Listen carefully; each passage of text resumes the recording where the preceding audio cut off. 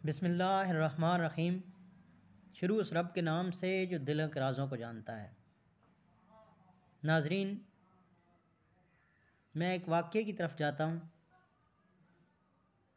کہ پرانے وقت میں ایک شخص جو اپنے بیوی بچوں کے ساتھ سفر پہ نکلتا ہے،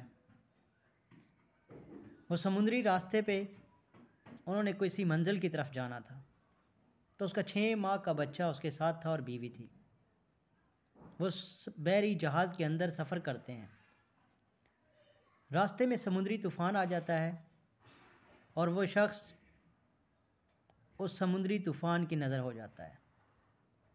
چند افراد ان میں سے زندہ بچتے ہیں، جن میں اس شخص کی بیوی بھی اور 6 ماہ کا بچہ یہ زندہ رہ جاتے ہیں۔ وہاں پہ ایک تخت پہ وہ بیٹھ کے سمندر کے کنارے کی طرف چلتے ہیں اور بڑی مشکل سے جان بچا کے وہ کنارے تک پہنچتے ہیں۔ لیکن جب کنارے پہ پہنچ جاتے ہیں تو اللہ تعالیٰ کی طرف سے حکم آ جاتا ہے کہ اس کی بیوی کی روح قبض کر لی جائے۔ اب اس جو بچے کی ماں تھی وہ اس وقت اس کنارے تک نہیں پہنچ سکی اور کنارے کے ساتھ ہی اس کی روح قبض کر لی جاتی ہے۔ اب وہ 6 ماہ کا بچہ صرف زندہ رہ جاتا ہے۔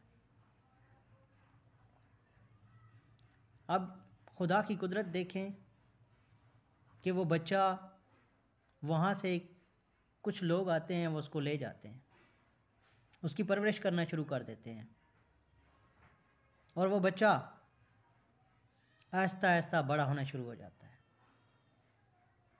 اللہ تعالیٰ نے اس کو ایک ایسی چیز عطا کی جس سے وہ زمین کے اندر چھپے ہوئے خزانوں کو ڈھونڈ سکتا تھا، سونے کو ڈھونڈ سکتا تھا، جواہرات ڈھونڈ سکتا تھا، ہیرے ڈھونڈ لیتا تھا، اور یوں وہ جیسے جوانی میں پہنچا تو اس دور کا امیر ترین شخص بن گیا۔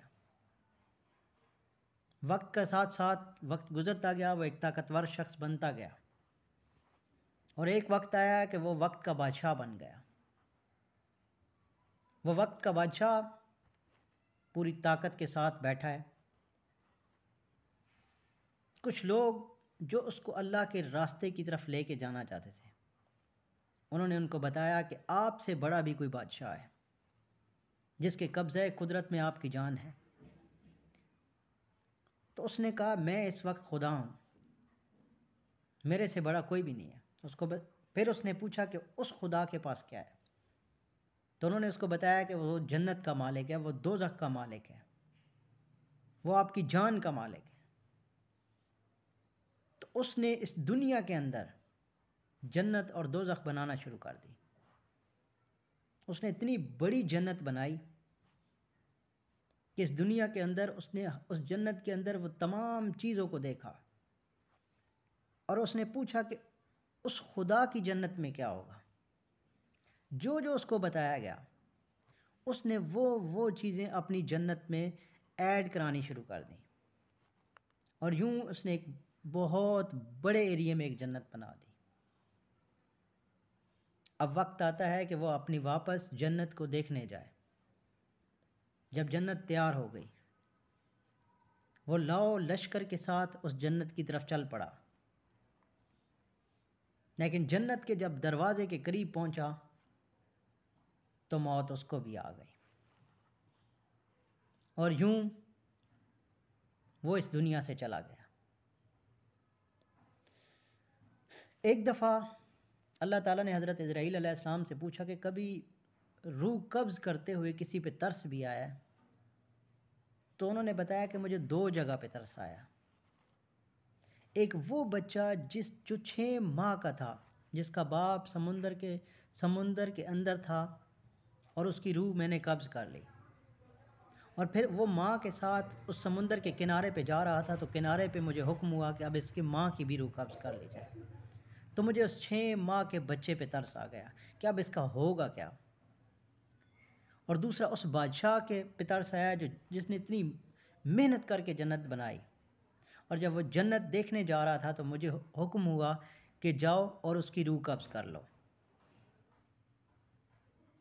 ان دو جگہ پہ مجھے ترس آیا۔ تو اللہ تعالیٰ نے حضرت عزرائیل علیہ السلام کو بتایا کہ آپ کو دونوں دفعہ ایک ہی شخص پہ ترس آیا، وہ 6 ماہ کا بچہ جس کے بارے میں آپ نے سوچا تھا کہ اب اس کا کیا ہوگا، تو اس کا مالک تو میں تھا۔ میں نے اس کو زمین میں چھپے ہوئے خزانوں کے بارے میں علم دے دیا، اور وہ جب جس جگہ سے چاہتا وہ سارے خزانے اکٹھے کر لیتا، اور وہی بادشاہ بنا، اور پھر اسی نے میرے خلاف جنت بنائی۔ تو حضرت عزرائیل علیہ السلام حیران رہ گئے۔ تو بتانے کا مقصد یہ تھا کہ ان اللہ علی کل شیء قدیر، وہ ہر چیز پہ قدرت رکھتا ہے۔ وہ آپ کو کمزور سے طاقتور بناتا ہے، طاقتور سے کمزور بناتا ہے۔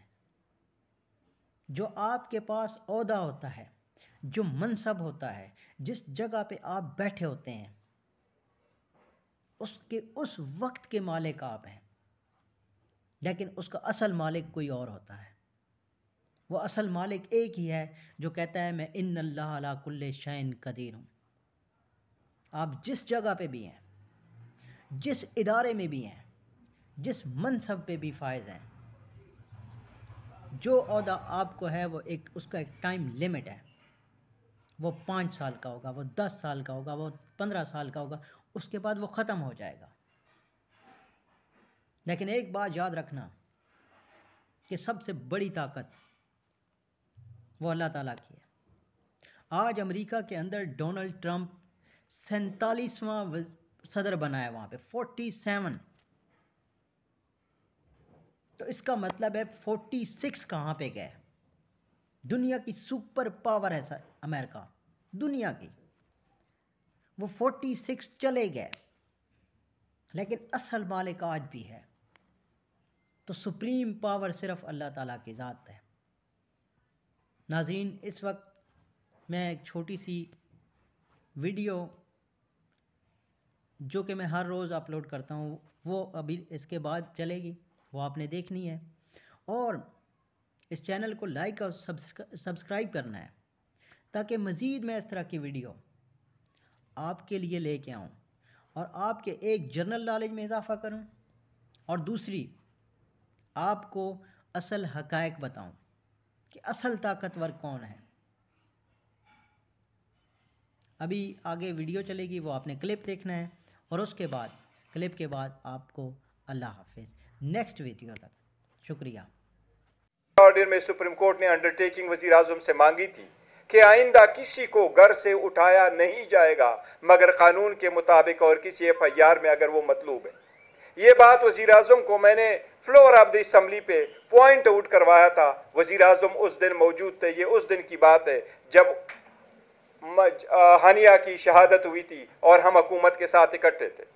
وزیر اعظم نے فلور آف دا ہاؤس پہ کہا تھا اسپیکر صاحب کو کہ میں اپنی انڈرٹیکنگ اور اس کے بارے میں پوری معلومات کر کے اسپیکر صاحب کو بتاؤں گا۔ اسپیکر صاحب کے پاس ہم گئے تھے، اور جس وقت اسمبلی پہ دعویٰ بولا گیا 9 تاریخ کو سپٹمبر کو 10 کی شام 10 کی صبح سویرے سویرے سپٹمبر کو ہمارے منے صاحبان کو اسمبلی کے اندر سے میرے بشمول شیخ وقاص صاحب کی جب اٹھایا گیا تو دا نیکسٹ ڈے کمیٹی بنی۔ اس اسپیشل کمیٹی کا ایک ہی مقصد تھا، اور وہ کمیٹی کا مقصد یہ تھا کہ سب سے پہلے اس کمیٹی نے یہ وہ کارروائی کرنی ہے جو صرف اور صرف پارلیمنٹیرین کو پروٹیکشن میک شور کرے، ان کو پروٹیکشن دے۔ اس اسپیشل کمیٹی میں پاکستان کے پارلیمان میں موجود ہر پولیٹیکل پارٹی کے سربراہ کو رکھا گیا تھا۔ یہ پوائنٹ اب ہم نے پوائنٹ ادھر اٹھایا تھا اسپیشل کمیٹی میں، خورشید شاہ صاحب کے سب سے پہلے میک شور کرے آپ پارلیمنٹیرین کو وہ تحفظ دے۔ آج تک نہ پارلیمنٹیرین کو تحفظ ملا، نہ کمیٹی نے کوئی آرڈر پاس کیا، نہ اسپیکر صاحب کی طرف سے آرڈر پاس ہوا، نہ کوئی اور کمیٹی نے آرڈر پاس کیا، نہ سپریم کورٹ ہائی کورٹوں سے ریلیف ملا، نہ ہی وہ ظلم اور لالسنس ختم ہو رہی ہے۔ عوام یہاں کو پھر روڈوں پہ نہ آئے، احتجاج نہ کرے تو اور کون سا راستہ آپ ان کے لیے کھلا چھوڑیں گے؟ اس کی ہم مذمت کرتے ہیں اور اس سے مطالبہ کرتے ہیں کہ یہ اب ختم ہو۔